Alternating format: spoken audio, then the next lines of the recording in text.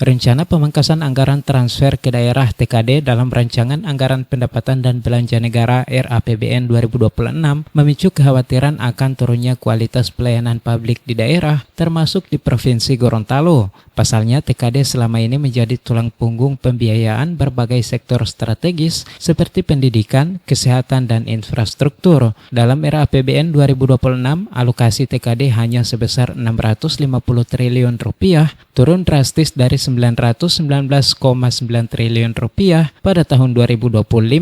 Kepala Ombudsman RI Perwakilan Provinsi Gorontalo Muslimin B. Putra saat menghadiri rapat pembahasan rencana komitmen bersama dengan organisasi perangkat daerah OPD di lingkungan Provinsi Gorontalo mengatakan penurunan TKD pada tahun 2026 berimbas pada penurunan dana bagi hasil DBH serta dana alokasi khusus DAK. Penurunan TKD pada tahun 2026 berimbas pula pada penurunan dana bagi hasil dari 192 triliun menjadi 45,1 triliun.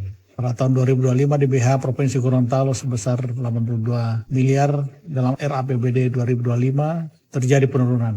Ini disebabkan penurunan transfer daerah. Padahal DBH digunakan untuk mendukung pelaksanaan pemerintahan daerah dan pelayanan publik di daerah sebagai instrumen untuk mengembalikan sumber daya alam ke daerah penghasil. Konsekuensi berikutnya, penurunan TKD pasti berimbas juga pada penurunan anggaran DAK. Kita harus tetap semangat karena alokasi anggaran gaji dan tunjangan para aparat penyelenggara pelayanan publik tetap stabil dalam DAO.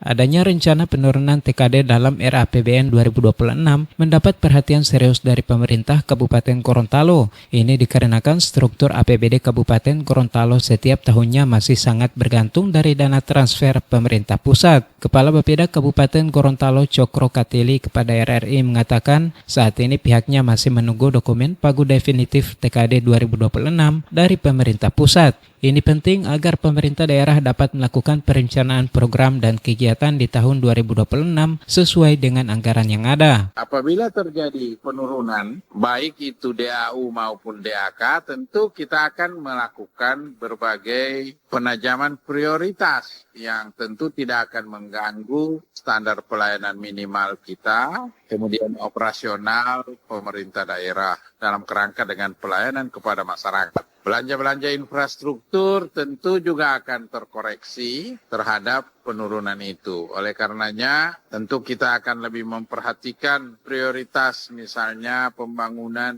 jalan yang masih mungkin bisa kita lakukan rasionalisasi. Kita mementingkan kepada yang berpotensi, yang hak segera ditanggulangi. Cokro berharap penurunan TKD tidak berpengaruh pada dana alokasi umum, sebab menurutnya anggaran ini menjadi sumber pembayaran gaji dan tunjangan ribuan ASN di Kabupaten Gorontalo. Dari Gorontalo, Andi Sanga, Pro 1 RRI, terus mengudara untuk Indonesia.